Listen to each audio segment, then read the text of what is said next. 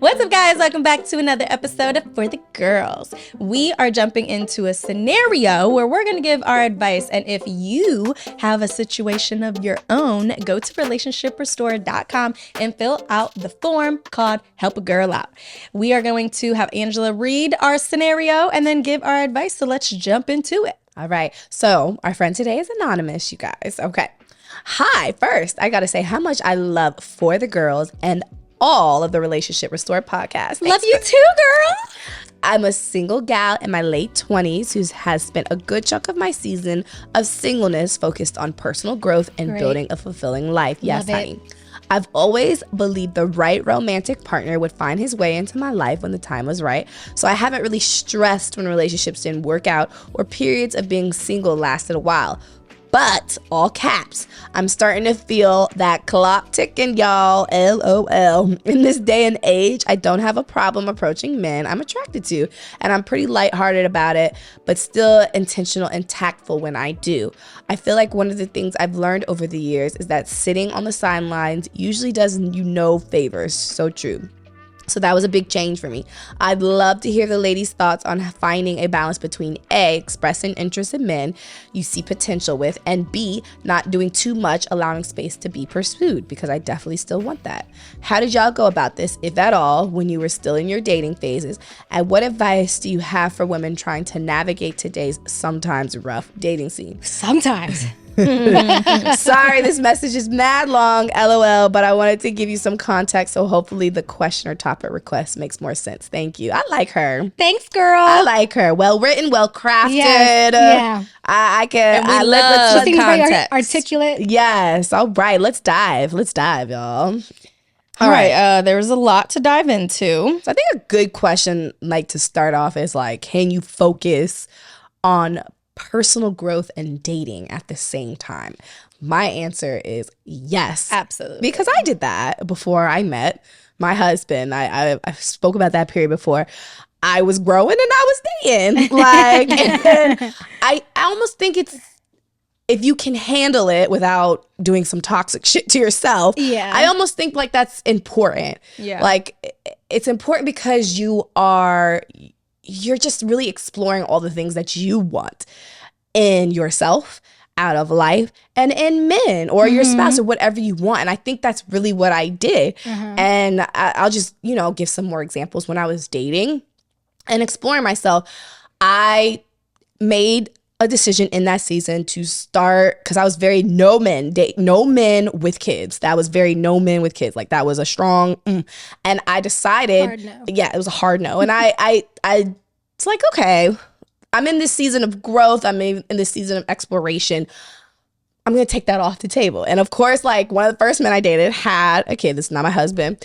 And to me, I think what I liked about that situation was that I realized, okay, if he wants you and has a kid, it doesn't mean attention's going to be taken away from you, and that you can share that. You can share that. And that's how I figured that I would be willing to let men in with that situation into my life. And I think that's how I was able to take that stepping stone, because I didn't end up with that man. I didn't want him. I kind of knew it from the beginning, but I liked going on dates and being fed and having good conversation and being treated really well, because the relationship that I was in before that, I wasn't being treated well. So it was just really nice to be admired.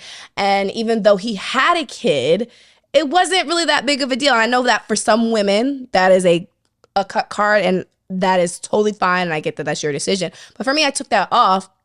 And then I learned in that situation that I could date men with kids and that it would be okay. And I did. And ta-da! I got married to someone with a kid. So yes, I think that's totally doable.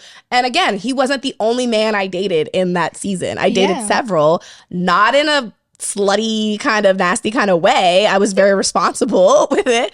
But if I was asked on a date, I said yes. Yeah. I mean, I totally agree with that. At first I was the same way as well. When I was in my personal development stage, which I'm still very much so in a personal development stage. I'll kind of touch on that a little bit. But when I was in that stage, I was also very like, no, man, I'm doing me. I'm focused on me and my money and blah, blah, blah. But I was really doing that, one, because I needed to, because I had a very toxic, like 10 years of my life where I was just, I was in environments that weren't conducive to my growth. So I started off like that as well. But I also started dating after a while of like, I felt like I was in a good space. And I think that was important because I needed to kind of explore a little bit of what I actually liked, what I didn't like, what I wanted, what I didn't want as a man. And I think that that's part of your growth to becoming the woman that you aspire to be for your potential husband. Like if I didn't go through a season of dating different types of men to discover what I liked, what I didn't like, and also the type of woman that I needed to be in order to attract the man that I ideally wanted to be with, I wouldn't have been able to successfully like lock in my husband. I don't think. Yeah. It required a tremendous amount of growth for me to be able to be the type of woman that would be able to attract Shane and for him to now be my husband. So I do think that you can still date while you're in this season of growth. Just, make sure that you're prioritizing yourself and that you're not making dumb decisions. Safe. You're not making dumb decisions while you're doing that. But for sure, girl, like go out and do your thing and just be smart about how you're moving and be very strategic too. If you know that your goal is to get married, don't just be dating all these dudes that kind of aren't in alignment with where you're trying to go. Yeah. And typically you can tell. A lot of us may try, like, I think especially when we're younger, this young lady is in her late 20s, so she's still very young. I think a lot of us try to look past some red flags that we see in a man just because either he's cute, he got money, he has potential, he whatever you want. Or you chalk it up to dating, like, right, I'm just dating him, it doesn't matter. But I think it sounds like she's in a space that she wants to be a little more intentional. Yeah. So she needs to date more intentionally and also put herself in environments that would be conducive to her meeting the type of man that she ultimately wants to be with. Yeah. You ain't going to meet him in the bar in the club. So no, I agree with both of those things. But I'm going to say it has nothing to do with the write-in, just more so for anyone listening on the topic about can you focus on personal growth and date at the same time. So what I had to do for myself, because I know when I date or when I'm open to dating, I get very or I would get very distracted, meaning like if I was trying to focus on personal growth, because I would end up going on a date, maybe that date leads into like we go out somewhere later for like drinks, and then I get home later than anticipated, and then I didn't do what I was supposed to do that night, and then I drank a little, so now I'm waking up and I'm like not feeling the best. Like for me, there's a difference between being intentional about focusing on self-growth and dating, and I think that if you're like getting fresh out of a relationship, or if you just feel that you've been dating and doing a lot, that there should be like a time period. And for me, I think like a healthy time frame is like 30 days, like a 30-day kind of reset where like for 30 days, you're not going to do those things. You're not going to get distracted. You're just going to focus on like what you want the next year to look like, what you want your intentional dating season to look like, growing closer to God, getting into a better like healthy routine. And then once you have that reset, then because you've set up boundaries with yourself and you've really thought about it, then you can go into dating and still focusing on your personal growth. But for me, I needed that reset, because if I were to just kept doing what I was doing, I wasn't at the end of the day prioritizing my self-growth. I just kept becoming distracted with new shiny things and people. So I would say it sounds like, with this situation, the person who wrote in, you did it, you focused a lot of your season on the personal growth, and now you're getting back into the dating. So what they said is awesome. But if you're like me and you get distracted easily and you have a fast-paced life, sometimes a reset and being like, I'm not dating anyone and just not getting distracted doesn't mean if you're out, can't get someone's number, but just let them know like I'm unavailable until this date. Because for me, I needed to fully focus on myself. It was like a, what do they call it when you don't do something? Detox? Yeah, it was like a detox. I had a detox you don't from do something. people. Sound like an old grandma. What's that thing the kids call it when you but yeah, so I think you can do both. But if you are in a space where you're getting out of a bad relationship, or if your life is already kind of like all over the place, I think a reset is needed before trying to mesh the two. Like focusing on personal growth and dating is not easy to do unless you've already been in the flow of choosing you, prioritizing you, and making good choices. But for this write-in, I love what you guys said. I think that was perfect. So when you are dating now, like you've been in a space where you've focused on your personal growth Did your reset. and you've done your reset, and now you are kind of ready to put yourself out there. How would you guys go about it? Like, would you so for instance, How aggressive? This young lady says she doesn't have a problem with going out Good for you. and approaching a man. Me personally, sis, I have never approached a man, and I don't think I'm married now, so it ain't never gonna happen. But I've never done that. So would you be as assertive? I wouldn't say aggressive, because she doesn't sound like she's like be like, hey, yo, what's up? It sounds like she said she's tactful and lighthearted. Exactly. She has some couth, So, but would you be as assertive in approaching a man, or like how would you have gone about getting back into like the dating scene and being intentional about? So for me, and again, because I've heard other women, beautiful women, like they don't get approached and they find that to be an issue. For me, when I think that's more of an intimidation thing than it is. Yeah. So for me, I never approached anybody either. I was always approached. However, I think the tweak for me was just being more open and less like standoffish, and just being more flirty. Yeah. So you be real flirty with the eyes. Yeah. Eye contact. You can look at me. Yeah, girl. Well, I can't wink. If I try to wink at somebody, they're going to think I'm having a stroke. So my way of flirting is not with my eyes. So that like, girl, you With my eyes. You are? Cece? You like what you see? Funny. Yeah, you would probably scare the fuck out of me. I'm not gonna lie. It's hilarious. But I mean, we all know that it's been said, a lot of men are uncomfortable approaching women.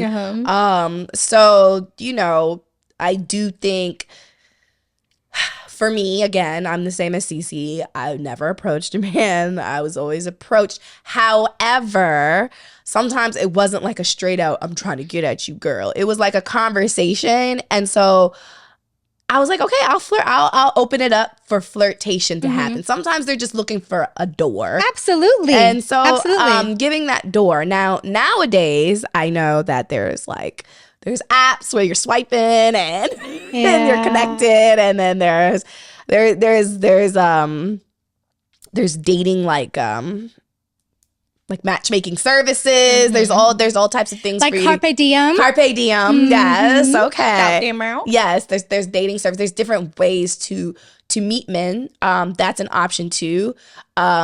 Did you guys ever do any dating sites? No, girl. I tried. Oh, wait. Yes, Tinder. I did. I did Tinder. Terribly. I swiped a I little tried bit. Tinder for like Tinder. 2 days, and I was so overwhelmed. I felt. You were overwhelmed. Yes, no, it was too much for me. Yeah, I can see that. I was getting a lot of attention, and it was like not from like the guys that I actually wanted. I was like, oh, this is, and honestly, I'm not gonna lie, and I'm not, this like no shade on Tinder or anything. If that works for you, do that. For me, it felt weird, because I never had this is gonna sound like bad, but sorry, I just never had an issue with getting men. Right. Like I'm blessed. So, I did try Tinder date, and that shit was weird as fuck. So that's when I ended Tinder, because, I just felt like he was, how do I say this without being offensive? Or maybe I should just say it. I thought he was kind of gay. Probably. Oh, I mean, yeah, that's not rare at all.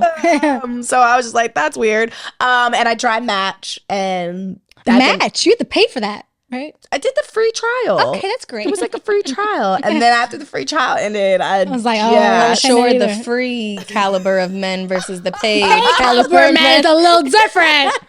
So different. I met my ex on Tinder. I was Did you? I was like, I didn't use it, but I'm like, no, I actually met that fool on Tinder. Or I guess like re-met him because I knew him somewhat from like around the way. But around the way sounds so.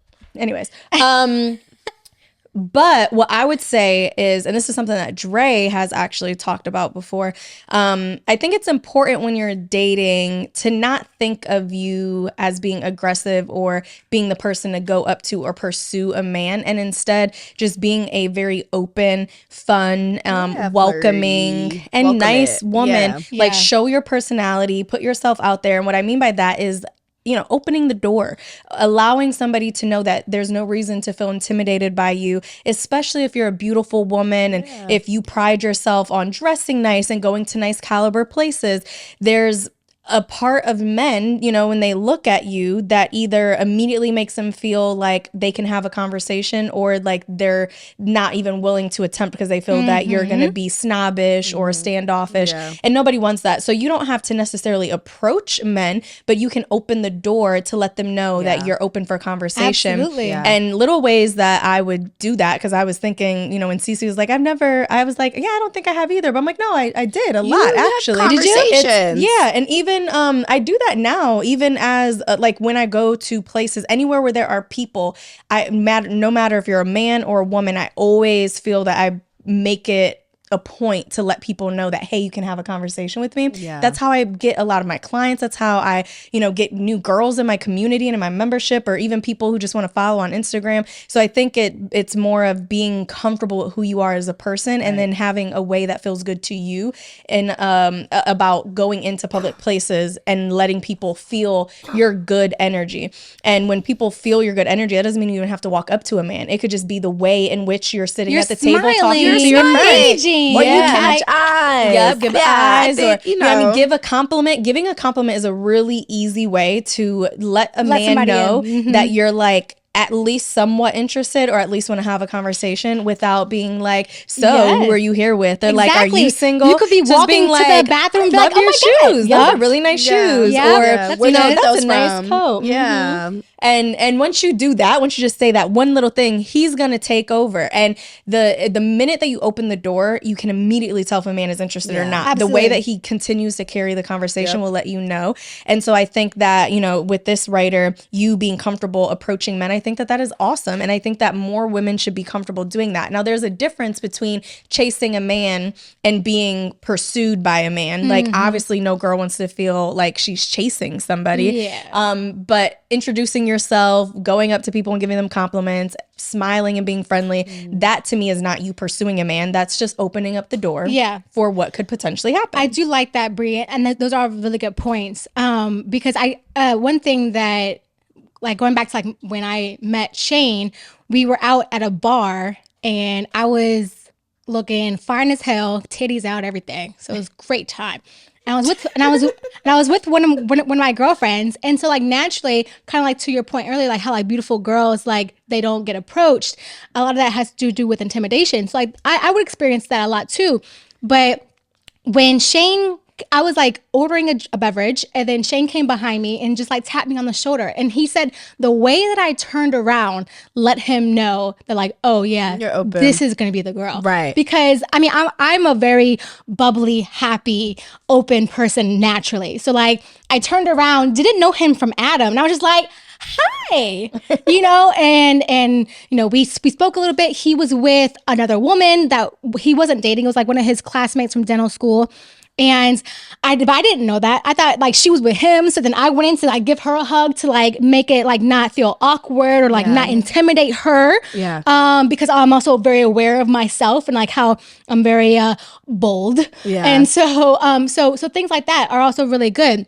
I'm also a firm believer in like letting a man be a man. And I mean that in the sense of like, Men are natural hunters, right? So like when they see something that they desire, they're going to naturally go after it. So I don't think that for women, you know, if you've been on the dating scene for a little bit, you have to like now have this idea of like you have to go up and approach a man. But like a lot of Bree's points are really good of just making yourself feel like you are approachable and that you want to be approached, making eye contact, smiling, giving a compliment. Those are great things because once he feels like, oh, okay, she seems cool, she seems nice, she seems genuine or whatever you can gauge from body language, he'll come and naturally like seek you out. It's a natural, it's men's, just their natural being. Like that's what they're gonna do. And I just also want to put this out there, like this is probably really basic and step one, like go to stuff. Like if you're invited to, like it's that saying you can't win the lottery without buying a lottery ticket. Yeah. You're not gonna meet a man or whoever if you're closed off and just like he's gonna come to me. Yeah, like he's like to come to you in your dreams, sis. Yes. Like you gotta go. Like you got. If you're invited to a thing, like go to it. If you don't have shit to, I mean, unless you're like in your self reset detox, yes. Yeah. But if you're not and you don't have nothing to do, go to it. Go to it. The way I met my husband was my sister was like, "There's a guy at the gym that all the girls want, and he's too young for me. You want to go? You want me to set it up?" I was like, at first I was like, no, but I was like, but eventually I was like, sure, why not? That was literally my response to my sister. Sure, why not? Yeah. And then she sent me his Instagram and went from there. And he hit me up, and we didn't really talk, like maybe 2 or 3, 4 text messages. My sister asked what came from it. I was like, nothing. So she ended up texting him again, was like, hey, take my sister on a date. And he's like, his response was probably like, sure, why not? Which sister was this? My eldest, Michelle. Yeah. Okay. She was like, he was too young for her. Good going, Michelle. Right? So literally my response is like, sure, why not? And like, I was in that phase of, sure, I'll go to the bar with you. Sure, I'll go to the gym with you. Sure, I'll go to solid core with you. Like it was just like should be. And then that's when that will be the moment. Sure, I'll go to this kickback with you. Like, ooh, I have a point.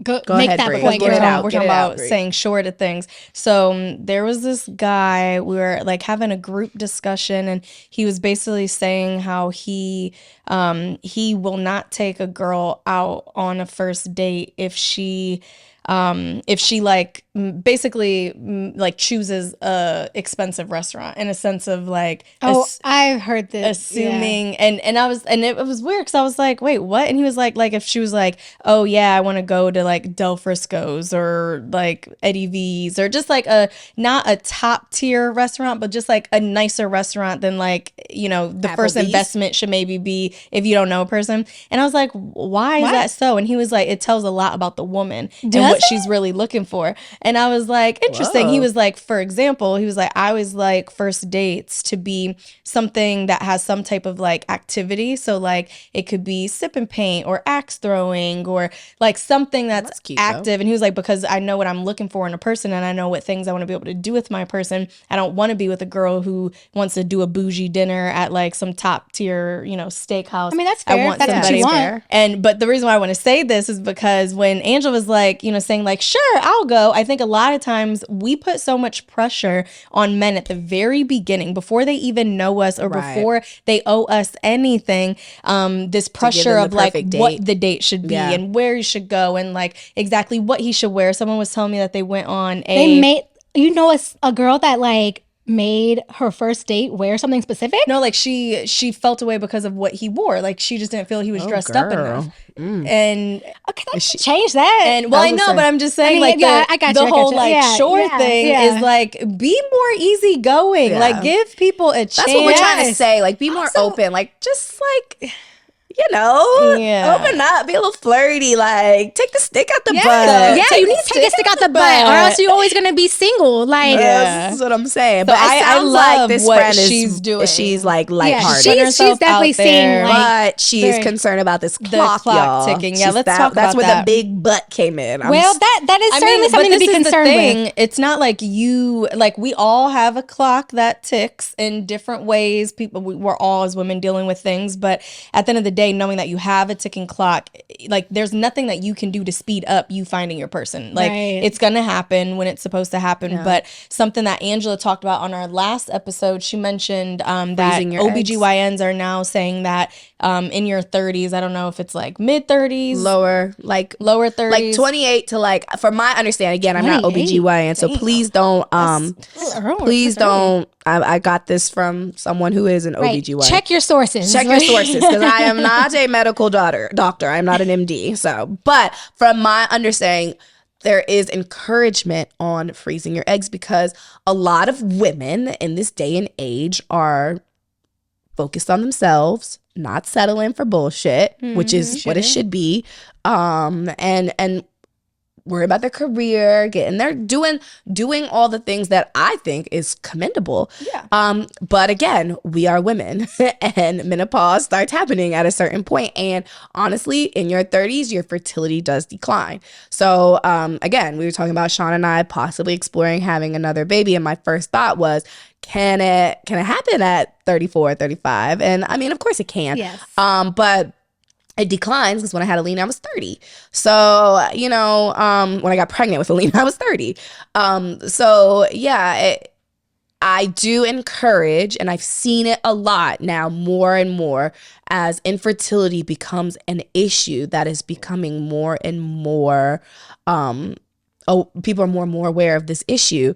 Do freeze your eggs if you want to have a child because our clock runs out. The men's, they do not. They can have their dusty eggs as long as they want, and they can have your dusty. Their eggs last. No, why are you calling them dusty? Because this is a total side note. As a teacher, sometimes we'll see some kids and they'll be a little woo. Oh, the kids are dusty. And you're like that. And we'll look at the parents and they'll be like, whoo. They're older. That was a dusty little egg. Lord forgive me. Well, you know what? Listen, I was gonna say something, but I'm gonna leave that alone. I'm gonna let it. It's not my situation to talk about. But I feel you though. I just be like, now, what about God. For our ladies who are concerned about their biological clock ticking that cannot afford to freeze their eggs? Because freezing eggs is. I think insurance is starting to cover some of this stuff. Because I know that there's also like expenses on storing the eggs. Like you have it's like a monthly expense to store the egg. It's not cheap. It's not that cheap. And I know I suggest that, and they're probably like, these bitches are rich. No, we're not. But I do know that. Proceed. I do know that insurance is starting to cover more and more of these things as women. As the trend is showing, women are waiting longer to have children. And I think it's commendable. Yeah. You know what's tough is, because I'm, obviously y'all know this about me, I'm a person that I believe in adoption. And obviously as a woman, if you get older, there's always other ways of being a mom other than physically giving birth.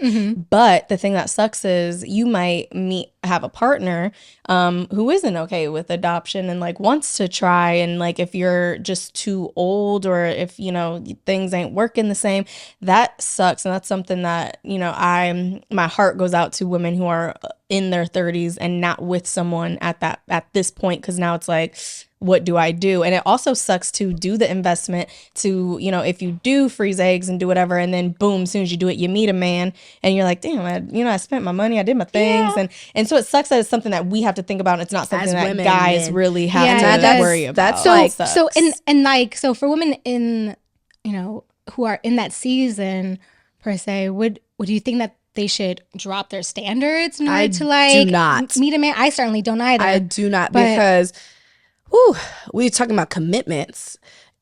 Just to dropping your standards just to have a kid within a certain time frame. You are going to have this kid forever, and you're going to be connected to this person forever, whether you believe. It's not 18 years. It's this your person life. is you're connected to this person forever. And I'm just going to give a great example. My father and my siblings' mother, they cannot stand each other. And my brother, years ago, he was a teacher in the Middle East teaching children English and religious studies, and got hit by a car. My brother went missing for days. Whole family's freaking out. And then they're calling the hospitals. They find him in a hospital, unconscious. So immediately my dad gets on a plane. And of course, you know, his mom gets on a plane and my sister's figuring out how to get his mom over there. They're there in another country, staring at each other, hating each other. That's terrible. Not working together for my brother. Yeah. And this is just a prime example. Still don't like each other till this day. I mean, of course, their children are grown. However, they share grandchildren. Yeah. Like, so. Yeah. No, I mean, having kids with just anybody is nothing that you should take. Exactly. And I mean, of course, my siblings are and all where everybody's loved, everything's wonderful, but that's still there. It's something that's never going away. So I say all that to say, if you can control that, don't drop your standards for something you know you're going to be unhappy with it, because this is a commitment that you're in for the rest of your life, whether you like it or not. You are going to be connected to this person's parent forever. So if you're dropping your standards for something that's making you unhappy, can I say something though? Yes. Regarding standards, I think there's something to say about dropping standards, but also having unrealistic expectations that are called your standards. Yes. No, that's very true. Yes. So I think, didn't we have an episode on this? We did have, exactly. Go back and check your list. list. So please check that out, sis. Check your list. Because I think sometimes women need to kind of like check themselves as far as like, I need a man who's this, and this. And if he ain't all that, then it ain't for me. And it's like, well, sis, tell me how well that's going for you right now. You know what I'm saying? Yeah. And so I think just kind of like checking yourself of like what your standards really are, is where you might need to start before you talk about dropping them. You know what I'm saying? Yeah, I think it's I don't know. I feel like everything happens for a reason, and I think that if you get to that space where like you're older and you're just now finding your person and you're like, it's not in the cards to have children. I just think there's so many ways to be a mom. And like for me, I don't think I personally would have an issue with being older and being like, I can't have children anymore, but I want to adopt, or I want to, or even the older you get, you most likely will end up meeting a man who has kids already. And that's, you know, being a bonus be a mommy. stepmom. And there's so many other things. I don't think that lowering your standards to just have a relationship to have a baby makes any sense at all. Cause again, it's a lifelong kind of commitment that you're making.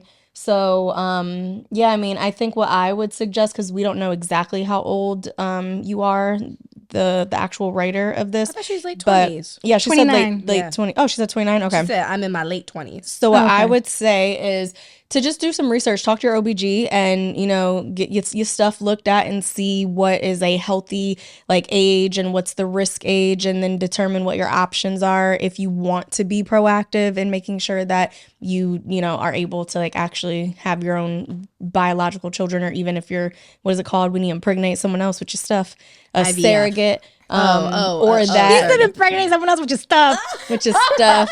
Because it would still be your baby. We are not MDs. We are not MDs. Do not quote any of this. But just do your research. Like, know what your options are. Medicine is so advanced now. Like I have quite a few girlfriends who have just had their first child at 38 or later. Yeah, their 40s. My husband's brother just had his first baby at 47. He and her are both 47. Oof. So, you know, we think that we have this clock, which is very valid because we do. However, I'm telling you, the way these babies have been popping out at the ages that these women are having these babies, our bodies might be evolving. My mom is a labor and delivery nurse, and at least once a week, one of her babies that are being delivered, the woman's like over 45 years old. Yeah. Like every week. And they have no issues, no complications, no nothing. So it's like things are happening. Bodies are evolving. Yep. Medicine is always adapting, and there's options. So definitely just do your research and kind of know what your options are. But I wanted to go into this because she asked what advice we have in terms of finding a balance between expressing interest in a man that you see potential with, or not doing too much and allowing space to be pursued. So now we're not talking about dating. We're not talking about like first impressions or going up to somebody, but if she's actually dating, talking to someone, what's like doing too much and what's allowing, you know, the man to pursue.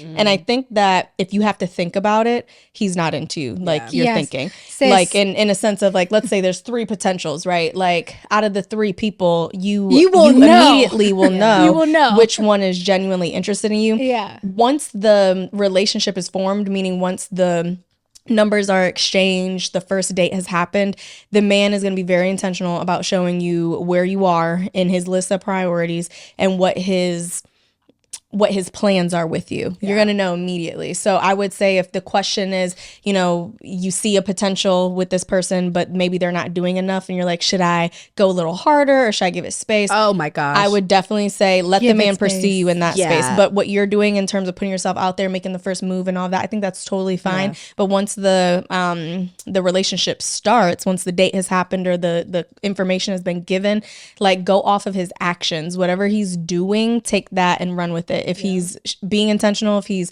hitting you up every day, that's the same energy you need to give him. But if you don't hear from him, if you're always the first person responding, he's clearly not interested, or he's not the potential that you're maybe expecting him to be. Yeah. So that would be my response. You guys have anything else to give about that? No, I completely agree. I think if you have to overthink it, then it's not it. It's not it, sis. And I'm going to say that just based off not just my experience, but listening to all my girlfriends who've gotten married, it was never a question of I have to chase him, I have to put out more, I have to do this.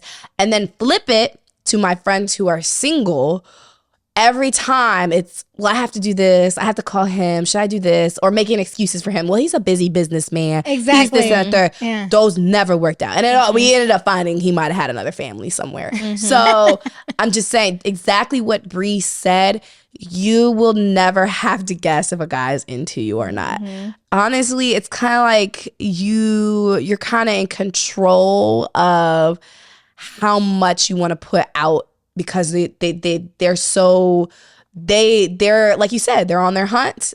They see you. They had that lion vision. They see their buffalo. You're there. So you're kind of in control on whether you want to go get eaten or if you want to run away. Sorry, this is probably not good. Yum, eat it up. So yes, you shouldn't have to overthink it. If you're in his lion's eye, and this is just based off my experience, and I think my girls too. I think you can be more aggressive, like initiating a date. And what I mean by that is, like, let's say you meet somebody out, boom, you get their contact information. I think it's totally okay to make the first move in terms of setting up the first date, because you need the first date for him and for you to see what the potential is and if it makes sense. And if there's he attraction. doesn't have a lot to go off of if you guys had a quick interaction. And you have to think, everyone who's single, they're not just seeing the person they just met. They've been dating, so there's other people on his phone. There's other people for him to give his time to. Yeah. So I would say in dating with me, I would always be kind of aggressive and initiate the first hangout, because I'm like, well, once he get to know me, he gonna like me, and then we can see what this is like. And what I mean by that is, I just know you're not gonna be able to get my energy or my personality through text messages or through the phone. And for me, I don't like to waste my time. So I'm like, it doesn't matter what it is. It could just be a random kick it. We can go take a walk by the beach. We can go grab a drink. We can do anything. You don't have to like pay for any fancy like date. I just want to get together in person so that we can actually see if we vibe and if this is something we want to explore. Yeah. And then once they get that time, that intimate time with you, then you go off of how they move. But sometimes if you leave it up to men, you would be texting them for weeks without a date. And I don't play that. Stop wasting your time. Oh yeah, get in person and be aggressive in terms of like just getting that one-on-one time. And then after that, you let his moves, his actions speak let him be for the man himself. Yeah. I'll say, like, so in my situation with my husband, when we first saw each other at the bar, like nothing really amounted to that, because I thought the chick he was with was his shorty. So I was like, okay, cool. Like, y'all do you. Nice to meet you.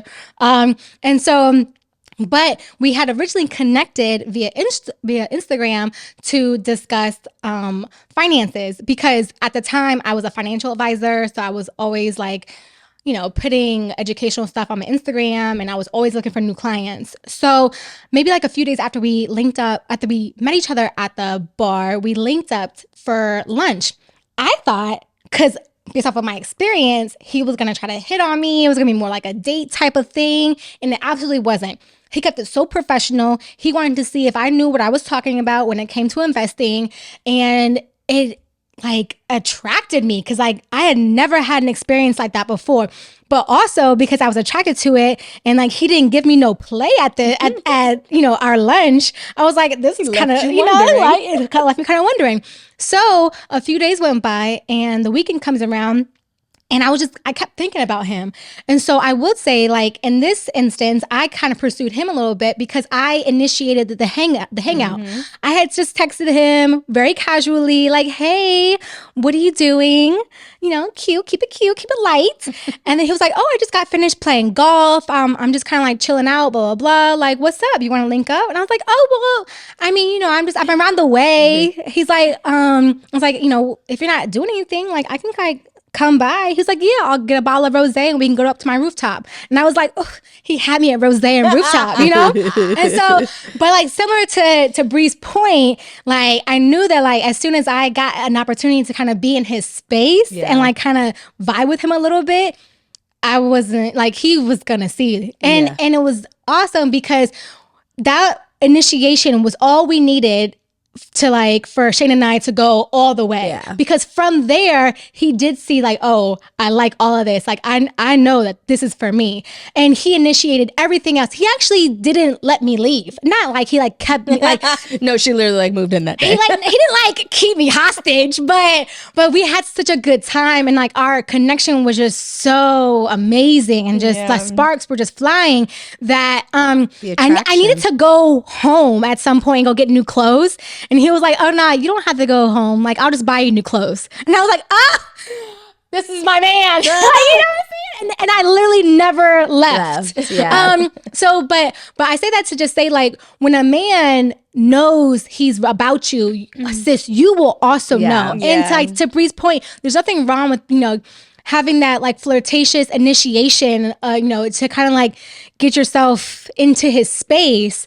But let him take the lead from there. Yeah. He'll show you. Yeah. After one hangout, he gonna know. Mm-hmm. So if you're trying to push for date 2 and 3 and 4, sis, He ain't as interested. He ain't it. He's not that into you.